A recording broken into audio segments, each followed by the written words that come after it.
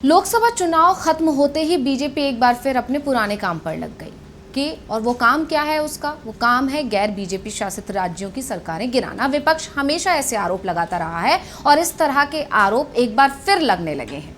और इस बार जो विपक्ष कह रहा है उसका कहना है कि इस बार बीजेपी के निशाने पर आ गए हैं कर्नाटक और दूसरा झारखंड। अब क्योंकि कर्नाटक में कांग्रेस की सरकार है और झारखंड में जो है झारखंड मुक्ति मोर्चा यानी जेएमएम की सरकार है और कांग्रेस वहां समर्थन दे रही है, तो इस तरह के तमाम आरोप बीजेपी पर एक बार फिर लगने लगे हैं। और ये आरोप तब ज्यादा लगने लगे जब झारखंड से खबर आई कि चंपई सोरेन दिल्ली आए हैं और दिल्ली आकर वो शायद बीजेपी का हाथ थाम सकते हैं और उनके साथ जो है 5 विधायक और हैं, यानी कि कुल 6 विधायक बीजेपी के साथ जा रहे हैं। ऐसी खबरें यहां पर चलने लगी। तो आज हम यहां बात पहले झारखंड की ही करेंगे, तो उससे पहले हम यहां सुन लेते हैं कि चंपई सोरेन ने दिल्ली आकर क्या कहा है। देखिए, अपना निजी काम के लिए हम आए हैं। जी सर। हमारा बच्ची रहता है, उससे देखने के लिए आए हैं। इसीलिए अपना निजी काम है, दिल्ली आना जाना होते रहता है। आज भी हम आए हैं। तो सुना आपने, चंपई सोरेन का कहना है कि वो निजी काम से दिल्ली आए हैं, उनकी बेटी यहाँ रहती है, उनसे मिलने आए हैं। लेकिन इस बयान को जो है राजनीति के जानकार कहीं ना कहीं गोलमोल बयान ही बता रहे हैं, क्योंकि इससे ठीक एक दिन पहले जब चंपई सोरेन से यही सवाल किया गया था कि क्या वो दिल्ली जा रहे हैं, तो उन्होंने क्या कुछ कहा था, पहले आप सुन लीजिए।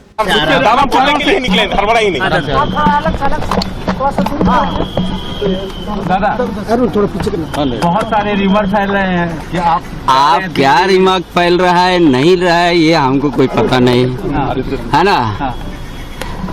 तो खबरों में कितनी सच्चाई है जो आप अपने अगर आपके दिमाग हमको खबर पता नहीं तो सच्चाई या सच और झूठ का कहाँ से हम आकलन करेंगे, हमको कुछ पता नहीं है। अभी लोविंदा से मुलाकात हुई है, क्या बातचीत हुई है?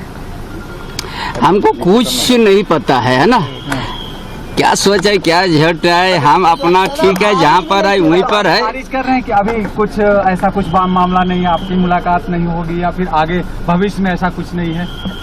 नहीं, अभी हमको कोई एजेंट कोई विषय हमको पता ही नहीं है। तो किस विषय? भाजपा में जाने की खबरें अफवाह उड़ रही है, तो इसको खारिज करते हैं।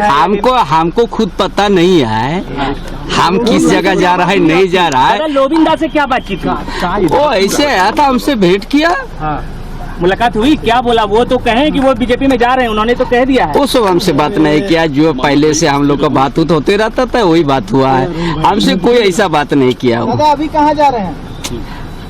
हम जा रहे हैं थोड़ा अपना टाटा आवास, अपना आवास। दादा चर्चा थी कि मतलब दिल्ली जा रहे हैं, शामिल हो रहे हैं लोगों ने। तो दिल्ली नहीं, हम तो टाटा तरफ जा रहे हैं। टिकट बुक हो गई है कि आप फ्लाइट इतने बजे की चढ़ जाएंगे, इस तरह से कल पूरा दिन नेशनल मीडिया इसको चलाते रहा। हमको भी सुन के देखो, हम जहाँ पर वहीं पर है, ठीक है। बाद में तो जैसा कि सुना आपने, साफ साफ जब उनसे पूछा गया कि क्या वो दिल्ली जा रहे हैं, तो उन्होंने कहा नहीं, उनका ऐसा कोई प्लान नहीं है और इस तरह की जो भी खबरें चल रही हैं उन्हें इसके बारे में कोई जानकारी नहीं है। और इसके दूसरे ही दिन वो पहुंच जाते हैं दिल्ली और उसके बाद जब उनसे सवाल किया जाता है तो वो कहते हैं वो निजी काम से आए हैं।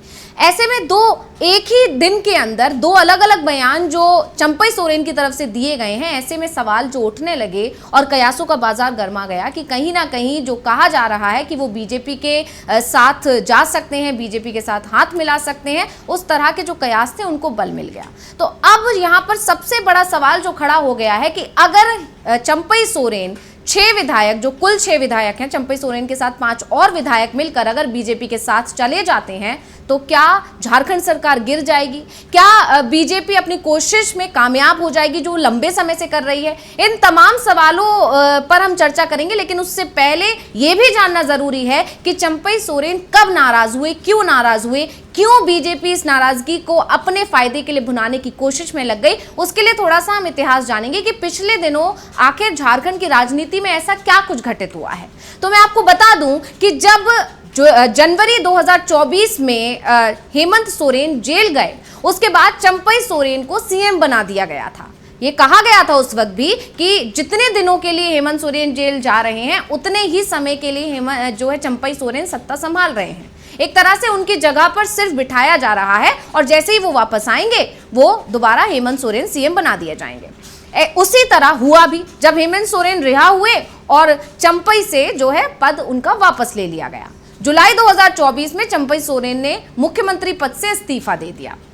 उसी के बाद से ऐसा माना जा रहा है कि चंपई सोरेन नाराज हैं और उसी नाराजगी का फायदा जो है बीजेपी उठाने की कोशिश कर रही है, उन्हें अपने पाले में लाने की कोशिश कर रही है और लगातार ये खबरें चलना शुरू हो गई हैं कि चंपई सोरेन बीजेपी के साथ जा सकते हैं। हालांकि वो बार बार ऐसा कहते रहे हैं कि ऐसा कुछ नहीं होने वाला है, लेकिन फिर भी जो ये बयान जो पलट रहे हैं वो बार बार और जो गोलमोल बातें कर रहे हैं उसके बाद से ऐसा कहा जा रहा है। अब जो मुख्य सवाल यहां खड़ा हो जाता है वो मुख्य सवाल यही है कि अगर ये चले जाते हैं तो क्या होगा?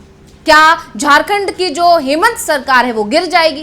क्या बीजेपी इसमें कामयाब हो जाएगी? बार बार वही सवाल है। तो इसके लिए हमें थोड़ा सा ये भी समझना होगा कि संख्या क्या है, संख्या बल कितना है, हेमंत सोरेन सरकार कितनी मजबूत है, क्या कमजोर है, इस सब को भी हमें समझना होगा। तो उसके बाद जब हेमंत सोरेन ने चंपई सोरेन से पद वापस लिया तो उसके बाद हेमंत सोरेन ने सरकार बनाने का दावा पेश कर दिया था। उस दौरान ही हेमंत सोरेन एक बार फिर झारखंड के मुख्यमंत्री बना दिए गए। हेमंत सोरेन सरकार ने सदन में विश्वास मत हासिल कर लिया और उनके पक्ष में 45 वोट पड़े थे। सदन में इंडिया गठबंधन के 46 विधायक फिलहाल मौजूद हैं। इंडिया गठबंधन को विश्वास मत के लिए 39 विधायकों की जरूरत है। जुलाई 2024 में हेमंत सोरेन ने विधानसभा में अपनी सरकार के लिए बहुमत परीक्षण का सामना किया और विश्वास मत हासिल कर लिया। इसके बाद यानी फ्लोर टेस्ट के बाद विधानसभा अनिश्चित काल के लिए स्थगित कर दी गई। यानी उस बार हेमंत सोरेन ने बहुमत साबित कर दिया था और सरकार उनकी ही बनी थी। तो ये साफ हो गया था कि हेमंत सोरेन की जो स्थिति है वो मजबूत है और किसी भी तरह से बीजेपी सरकार नहीं गिरा पाएगी। अब सवाल जो मैंने आपको बताया कि जो मुख्य सवाल यहाँ खड़ा हो रहा है कि क्या अगर ये 6 विधायक उधर चले गए तो सरकार गिर जाएगी, तो इसके लिए थोड़ा सा आंकड़ा समझना पड़ेगा। तो मैं आपको बता दूं कि 81 सदस्यीय विधानसभा में सदस्यों की संख्या 76 है, 5 सीटें खाली हुई हैं। झारखंड विधानसभा में बहुमत सिद्ध करने के लिए 39 विधायकों की जरूरत होती है। 76 के हिसाब से 39 विधायकों की जरूरत होती है। सत्ता पक्ष के पास कुल 46 विधायक हैं। विश्वास प्रस्ताव के समय एक विधायक स्वास्थ्य कारणों से वोटिंग में हिस्सा नहीं ले पाया था, इसलिए उस वक्त 45 जो है विधायक हेमंत सोरेन के समर्थन में गए थे और 45 वोट उनके समर्थन में पड़े थे। वहीं अगर बीजेपी की बात करें, जो वहां मुख्य विपक्षी पार्टी है, वो बीजेपी के नेतृत्व वाले एनडीए के पास 30 विधायक है। तो अब समझे इसको कि हेमंत के पास कुल विधायक की संख्या 46 है। अगर 6 विधायक चले भी जाते हैं तो संख्या कितनी बचेगी? 40 बचेगी। यानी मतलब अगर आप इनको 6 हटा दें, जो चंपई सोरेन के साथ 5 और विधायक हैं, अगर वो नाराज होकर हेमंत सोरेन का साथ छोड़ भी देते हैं और बीजेपी के साथ हाथ मिला लेते हैं तो भी संख्या 40 बचती है। अब अगर 76 के हिसाब से भी देखा जाए तो 39 जो है आंकड़ा है बहुमत का। वहां भी 40 विधायक क्योंकि हेमंत सोरेन के पास हैं तो वहां भी कोई संकट नजर नहीं आ रहा है। वहां पर भी सरकार बचा ले जाएगी, झारखंड सरकार, हेमंत सोरेन सरकार। अब इसमें आगे जो बात है वो ये है कि अगर चंपई के साथ गए सभी विधायक दल बदल कानून में अयोग्य घोषित हो जाएंगे और इसके चांसेस बहुत ज्यादा हैं। जो विधानसभा अध्यक्ष हैं वो इन्हें अयोग्य घोषित कर देंगे। तो ऐसे में अगर 6 विधायकों की सदस्यता चली जाती है तो विधानसभा में सदस्यों की संख्या रह जाएगी मात्र 70। अब 70 जब संख्या रह जाएगी तो जाहिर तौर पर बहुमत का जो आंकड़ा है वो भी कम हो जाएगा। तो ऐसे में 70 विधायकों वाले सदन में बहुमत का आंकड़ा रह जाएगा 36। जो 39 था वो अब 36 रह जाएगा और इंडिया गठबंधन के पास है 40 और बीजेपी के पास है 30। यानी साफ है कि यहां पर भी अगर 70 विधायक भी रहते हैं तो भी 36 विधायक जो रह जाएगा आंकड़ा, उस लिहाज से भी 40 अच्छी खासी संख्या है हेमंत सोरेन के पास और वो अपनी सरकार बचा ले जाएंगे।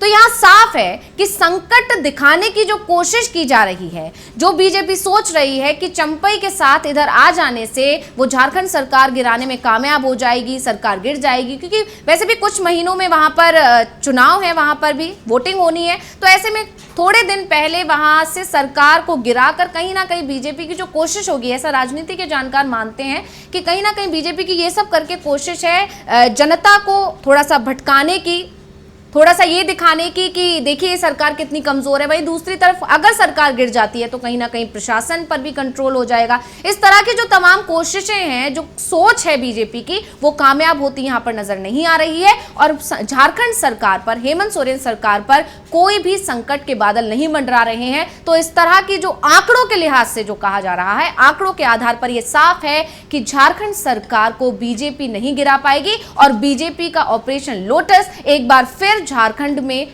फेल होने जा रहा है। तो इस रिपोर्ट में आपका क्या कहना है, आपकी क्या राय है, हमें कमेंट करके जरूर बताइएगा। और मुझे दीजिए इजाजत, देखते रहिए डीवी लाइव। नमस्कार।